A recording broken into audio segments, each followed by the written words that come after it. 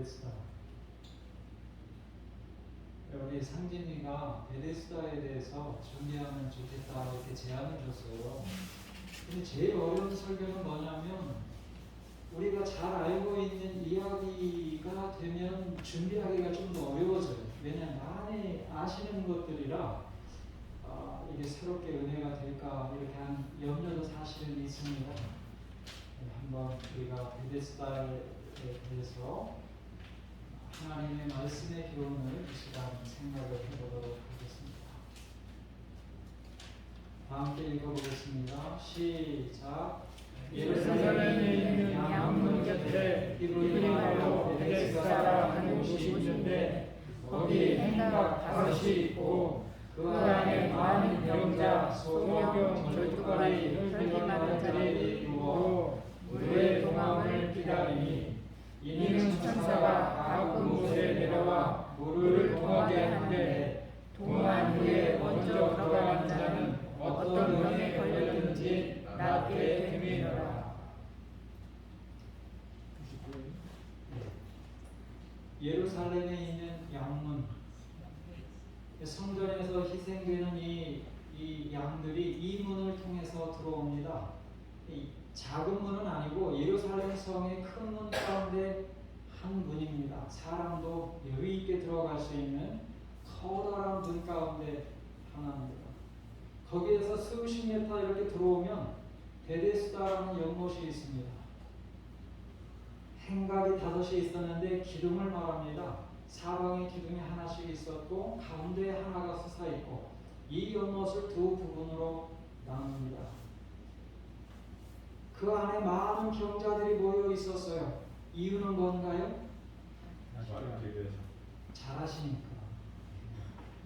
너무 이 이야기 잘 알고 계시지. 낫기 위해서 간절한 마음으로 자기의 병이 낫기를 바해서 여기에 모여 있습니다. 근데 의문이 있어요. 정말 물이 동했을까? 저절로 물이 움직이고 파동을 일으키는 일들이 정말 있었을까? 정말 있었어요. 시대의 소망에 보니까 물이 동하기 시작을 하면 움직이기 시작하고 파동이 일면 일제히 이 환자들이 일어나서 달려들게 됩니다. 그 이야기가 있어요. 부딪히기도 하고 넘어지기도 하고 가까스로 가까이 이르게 되면 짓밟혀서 많이 죽기도 하고 정말 물이 동했어요. 그러면 또 다른 의문이 생깁니다. 그것이 정말 여기 설명되어 있는 대로 천사가 내려와서 파동을 일으키고 물을 움직이게 한 것인가? 정말로 그 다음에 첫 번째로 뛰어든 사람은 나았을까? 그랬다고 생각하세요? 아니라고 정말 자신 있게 말씀하시는데 아닙니다. 결론적으로 말씀드리면 전설이에요. 전해 내려오는 이야기입니다. 여기 3절부터 4절까지 괄호로 이렇게 묶여져 있죠. 이건 원래 원본에는 없는 내용입니다.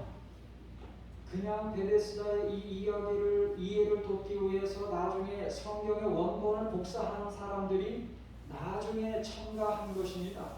전설이에요. 전해 내려오는 이야기입니다. 천사가 내려와서 물을 통한다고 믿었고 처음으로 뛰어든 사람은 남는다고 믿은 것뿐입니다. 전설이에요. 그 원리가 하나님의 원리와 다르지 않아요? 죽도록 다투고 싸우다가 1등하는 사람만 낫게 한다. 이게 하나님의 방법일까요? 아닙니다. 전설이에요. 거기에는 날마다 고침을 받겠다는 헛된 소망을 안고 연못가에 기어와서 이 행각에서 밤을 새우는 사람들이 있었다. 헛된 소망. 그렇게 앞다투어 나가고 부딪히고 넘어지고 짓밟히고 때로는 죽기도 하고 그래서 정말 운이 좋아서 수백 명대 이 경쟁률을 뚫고 1등을 한다 할지라도 낳는다는 보장은 없었어요. 헛된 소망을 갖고 왔어요. 베데스다가 우리에게 주는 교훈이 뭘까요?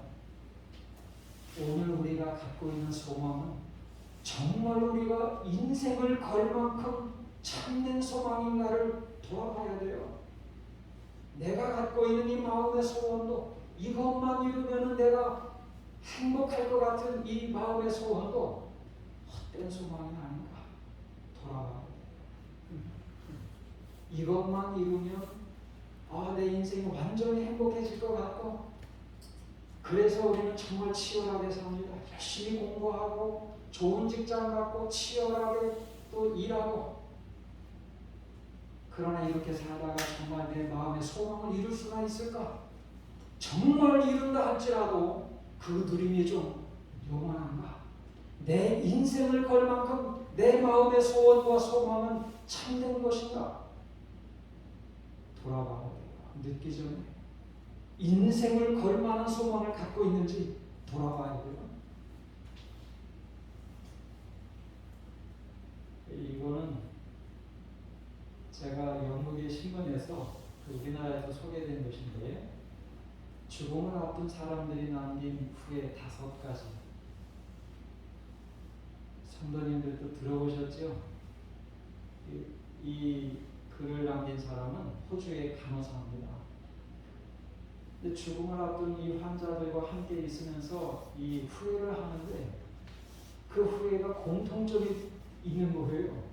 그래서 그거를 블로그에 올리다가 책으로 엮어서 냈는데 베스트셀러가 됐어요. 그래서 영국의 신문에서 소개를 했습니다. 가장 많이 후회하는 첫 번째는 남들의 기대에 부응하기 위해 진정한 나 자신으로서 살지 못했다. 내가 뭘 하고 싶은지, 어떤 소망이 있는지조차 모르고 살아간다는 거예요. 내가 뭐 하고 싶은 사람인가? 아직도 안 늦었어요. 너무 늦기 전에 내가 정말 하고 싶은 일들이 있는지도 돌아봐야 돼요. 늦지 않았어요.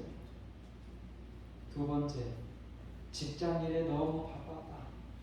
너무 바빠서 아이들과 시간을 못 낸 거, 너무 바빠서 부부 사이에 거리감이 생기게 된 거, 후회가 됐어요. 세 번째, 진심을 표현할 용기를 내지 못했다. 친구들과 연락하지 못했다. 자신을 더 행복하게 만들지 못했다. 행복은 자기가 선택할 수 있는 거라는 걸 몰랐어요. 우리는 너무나 감정에 의해서 선택을 하지 행복을 위해서 선택하는 걸 배우지 못했어요. 자기 감정에 따라서 선택하는 게 아니라 행복을 위해서 선택하는 거 배워야 됩니다. 행복은 선택하는 거예요. 이 이야기를 읽으면서 사람들이 그 늦지막히 하는 후회들을 보면 공통점이 있어요. 내가 좀 더 많이 일할 걸, 돈 좀 더 많이 벌어둘 걸, 좋은 집에서 살아볼 걸, 이런 걸 가지고 후회하지는 않는다는 거예요. 인간관계와 이 사랑에 대하여 후회를 합니다.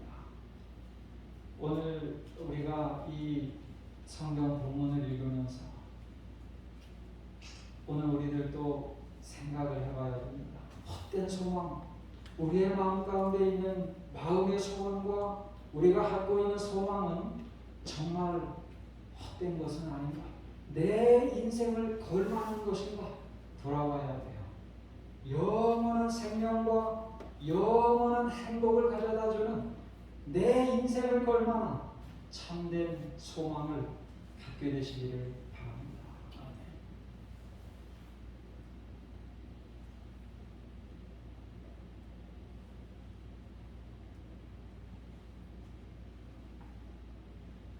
거기에 38년 된 병자가 있더라. 예수께서 누운 것을 보시고 병이 벌써 오랜 줄 아시고 이르시되 내가 낫고자 하느냐? 병자가 대답하되 주여 물이 동할 때에 나를 못에 넣어줄 사람이 없어 내가 가는 동안에 다른 사람이 먼저 내려가나이다.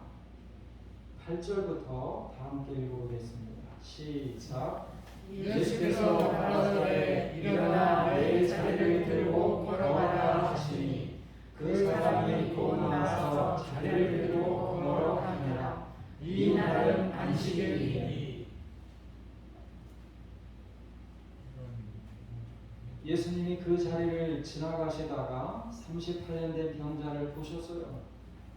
정말 불쌍히 여기는 그 마음이 예수님에게 있으셨습니다. 내가 낫고자 하느냐? 이 병자가 뭐라고 대답을 했어요? 물이 동할 때에 넣어줄 사람이 없어서 다른 사람이 내려갑니다. 이 장면을 보면 아이러니예요. 전능하신 하나님이 바로 여기 곁에 계신데 베데스다만 바라보고 있는 거예요. 우리의 영원한 행복과 생명을 가져다 주시는 분이 멀리 계시지 아니하시고 곁에 계시는데 우리는 너무 멀리 세상만 바라봅니다. 예수님이 뭐라고 하셨어요? 일어나 내 자리를 들고 걸어가라. 이 말씀 보시면 조금 다르다, 특이하다 이런 생각을 드실 거예요. 그 뭐예요? 예수님이 다른 병자를 고치실 때는 이렇게 하지 않으셨어요. 그 사람이 정말 믿음이 준비되어 있는지 믿음부터 확인하셨어요. 그런데 이번에는 그 병자에게 일어나 내 자리를 들고 걸어가라라고 직접 말씀하셨어요. 믿음 확인하는 그 절차가 생략되어 있는 것처럼 보여요. 불쌍하시니까 자동적으로 고쳐주시는 건가? 시대의 소망에 보면 잘 설명이 되어 있어요. 만약에 이 병자가 잠깐이라도 멈추고 의심하고 주저했더라면 일생에 한 번 주어진 이 기회를 놓쳤을 거라고 말합니다. 하나님의 축복은 예외가 없어요. 오직 믿음으로만 받는 것입니다. 하나님의 축복은 오직 믿음으로만 받는 거예요. 이 병자도 믿음으로 고침을 받은 것입니다. 이 말씀대로 따르기로 뜻을 이미 정했고 그리고 순종했어요. 그런데 놀라운 힘을 느끼게 되고 그리고 기적적으로 치유가 된 것입니다. 일어나 걸어가게 된 것입니다. 38년 동안 누워있던 이 환자가 말씀대로 믿고 행했을 때 하나님의 은혜와 기적을 체험한 것입니다. 하나님의 축복은 예외가 없어요. 예외인 것처럼 보이지만 예외가 없어요. 오직 하나님의 약속된 모든 축복은 믿음으로만 받는 것입니다. 불쌍해서 받는 것도 아니에요. 또 자격이 있어서 행실에 자격이 있으니까 받는 것도 아닙니다. 믿음으로 말씀 그대로 될 것을 믿음으로 하나님의 모든 축복을 받는 거예요. 제가 지난번에 말씀을 드릴 때 뭐에 대해서 말씀을 드렸죠? 창조 신앙에 대해서 말씀을 드렸어요. 하나님을 창조주로 믿으면 부활에 대해서도 영생에 대해서도 믿어집니다. 하나님의 전지전능하심이 가장 잘 나타난 그 사건이 창조예요. 하나님을 창조주로 믿으면 부활과 영생에 대한 믿음도 갖게 됩니다. 창조가 그렇게 중요해요. 그런데 하나님의 창조가 무엇을 통해서 하나님의 능력이 나타났습니까? 말씀. 빛이 있으라고 말씀하시면 빛이 생기는 거예요. 또 채소와 나무를 땅에게 내라고 말씀하시면 그대로 되는 겁니다. 말씀이 그대로 된다는 것을 가장 잘 보여주는 것이 창조예요. 창조는 과거의 일이기 때문에 실감이 나지 않는다. 그런데 정말 더 실감 나는 이 믿음을 배우는 그 공부 방법이 있어요. 그게 뭐예요? 예언이에요. 예언. 하나님께서 눈에 보이는 하나님에 대한 증거를 주신 것은 성경이 유일합니다. 근데 성경에 뭐가 있어요? 2000년 전에 다니엘, 요한계시록을 통해서 하나님이 이 세상 역사를 미리 다 예언하셨어요. 연대까지도 비교적 상세하게 예언이 되어 있어요. 예언을 공부하시면 하나님 말씀대로 오늘날에도 우리의 눈앞에서 하나님 말씀대로 역사가 이루어지는 것을 우리가 배울 수 있습니다. 하나님 말씀은 말씀하신 그대로 세상 역사에서도 이루어진다는 것, 우리가 말씀에 대한 믿음을 공부할 수 있어요. 하나님이 성경 주셨어요. 눈에 보이는 증거, 성경의 예언이 있어서 하나님은 말씀하신 그대로 이루시는 분이라는 것 우리가 믿을 수 있는 것입니다. 하나님의 모든 축복은 믿음으로 받는 것입니다. 말씀은 그대로 된다는 이 믿음을 우리도 배워야 돼요.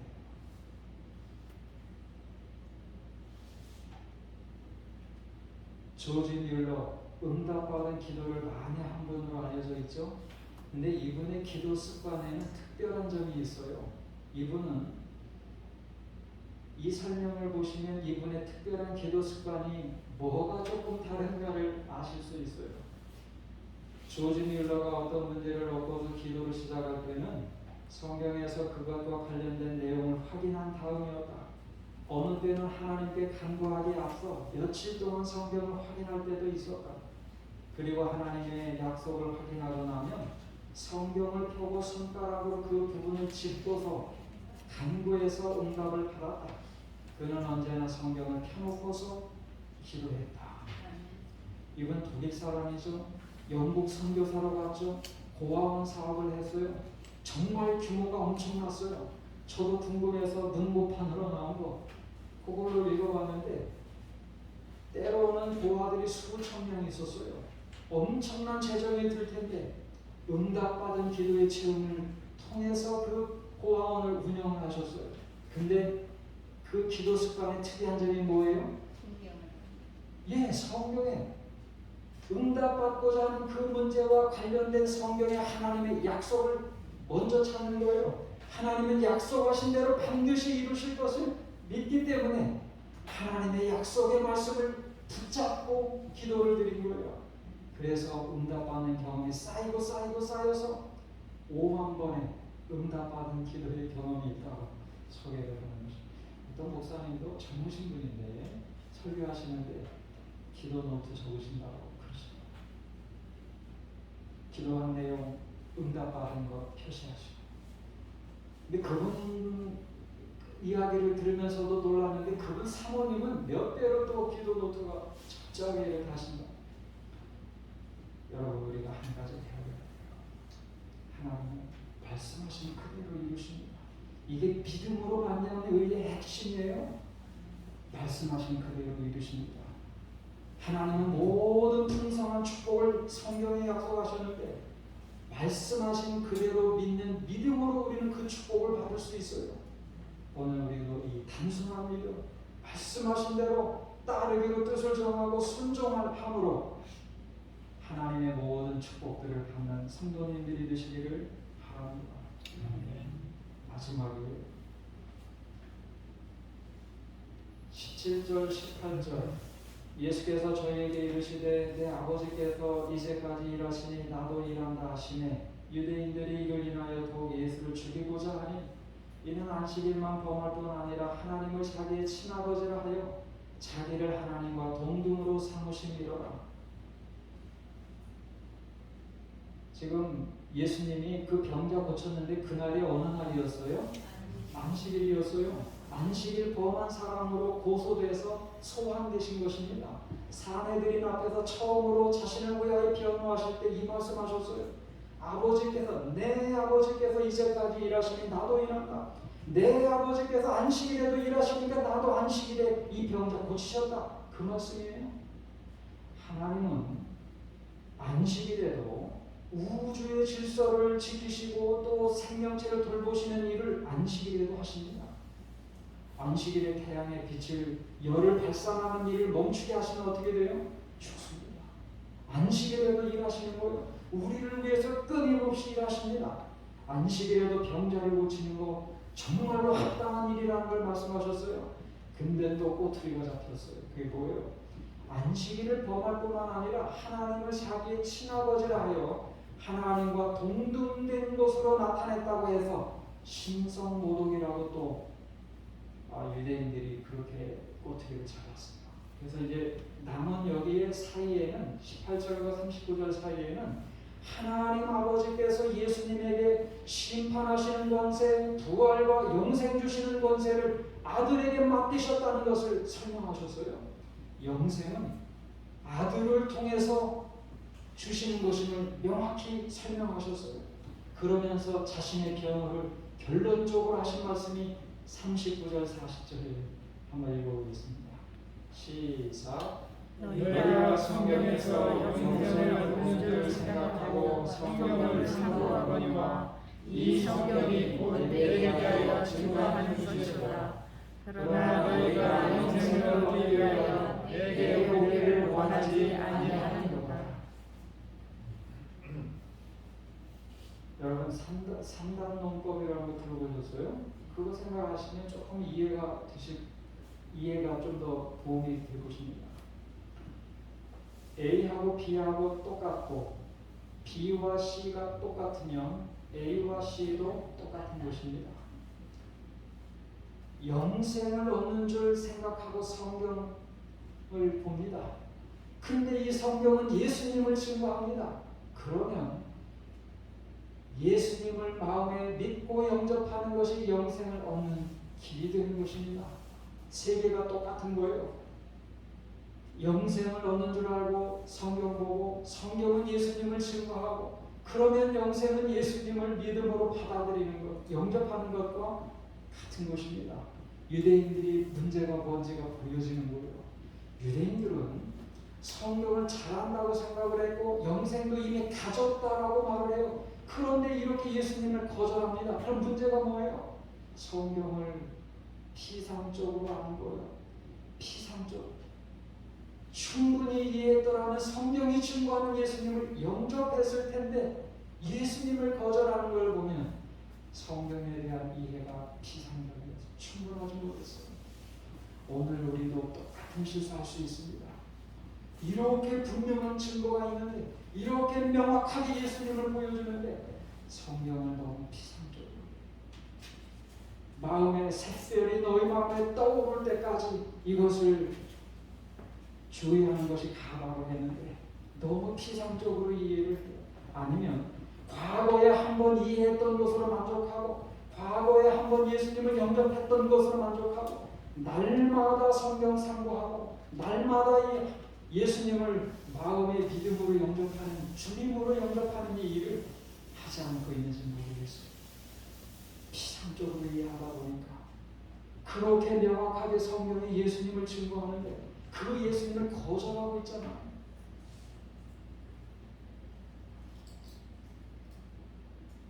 상신이도 군대 가서 성경 좀 담는 거. 저도 늘 키워갑니다. 자녀들이 혜진이도 날마다 성경 보고 수학을 걔들 하라고 기회 있을 때마다 얘기해주고. 사부로 목사님, 일본 교회 목사님, 이분이 책을 쓰신 게 있죠. 사형수에서 목사. 이분은 2차 대전 때 일본군으로 참전하셨다가 미군 포로가 되셨어요. 그런 와중에서 다른 사람에게 속아서 살인죄를 짓고 일본을 위해서 그 일을 한 거예요. 이분에게 사형수가 됐어요. 미군 감옥에서 이제 사형수로 살아가는데 어느 날 이분이 그리스도인이 됐어요. 그래서 모범수가 되고 또 감형받고 사는 데서 자유인이 되고 목사가 됐어요. 영화 같은 삶을 사셨어요. 무엇이 이분을 달라지게 만드는 얼마나 그 경험이 감격스러웠는가 책에 소개가 되어 있습니다. 똑같은 형무소 안에 있지만 그리스도를 믿게 된 그때부터 컴컴했던 독방이 환한 장소로 바뀌었습니다. 거듭하고 희망이 없는 형무소 생활이 즐겁고 기쁨이 넘쳤습니다. 일본에 돌아갈 수 있다면 츠치야 헌변 하사를 만나 이분이 이제 사형수가 되게 한 개인적인 원수라고 책에 이렇게 소개되어 있어요. 속았어요. 나라를 위해서 살인한 건데 그분에게 속은 거예요. 마음속에 품고 있었던 그에 대한 증오, 원한을 용서받고 내가 어떻게 변했는가를 기쁨으로 간증하고 그를 그리스도께 인도하고 싶었습니다. 누가 그런 마음을 주셨을까요? 그것은 성경 안에 살아계신 예수 그리스도이십니다. 성경을 기피할수록 모든 면에서 그리스도를 따르고 싶은 마음이 생겼습니다. 성경을 알면 알수록 예수님을 알게 되고 또 이해하게 되고 믿게 되고 영접하게 되고 모든 면에서 예수님 따라하고 싶었어요. 뭐 가지고? 그러고 나니까 이 감옥도 환하고 그리고 기쁨이 넘치게 되고 어떻게까지 변화됐어요? 원수도 용서하고 싶었어요. 우리 강지사님 간증 아시잖아요. 가끔 개인적인 원수도 용서하셨다는 거. 여러분 마음속에 미워하는 사람 용서하는 거 쉽지 않아요. 거의 이 신앙생활이 경지에 이르렀을 때 정말 원수가 이해되고 용서가 됩니다. 이렇게까지 변화됐어요. 뭐 때문에요? 성경 때문에. 성경 읽고 변화되고 다른 건 감방에서 아무것도 변화되지 않았는데 갑자기 환해지고 그 자리에서 기쁨이 넘치게 될 줄은 몰랐을 거예요. 그리고 용서가 됩니다. 모든 면에서 예수님을 따라하고 싶었어요. 예수님은 우리가 성경을 읽는 것이 영생을 위해서 읽는 거라고 말씀하셨어요. 오늘 우리가 성경을 통해서 예수님을 날마다 새롭게 믿음으로 영접하고 그런 신앙생활을 할 때 그 결국이 바로 영생의 복을 받는 것입니다. 오늘 베데스다에 고침받은 이 병자의 이야기는 예수님이 우리의 참된 소망이 되신다는 것, 우리의 인생을 걸만한 참된 소망은 예수님이시라는 것, 그리고 하나님의 축복은 오직 믿음으로 받는다는 것. 예배가 없어요. 하나님의 모든 축복은 불쌍하다고 자동으로 주어지지 않아요. 38년이 됐다고 해서 자동이 아니었어요. 오직 믿음으로 받는다는 것. 매일 성경 읽고 매일 예수님을 새롭게 영접함으로 그 결국은 영생의 복을 받는다는 것 명확히 하셨어요. 오늘 우리가 하나님의 말씀에 그 말씀대로 이 하나님의 은혜와 힘을 의지해서 말씀대로 살아가는 성도들이 되시기를 바라면서 마치겠습니다. 아멘.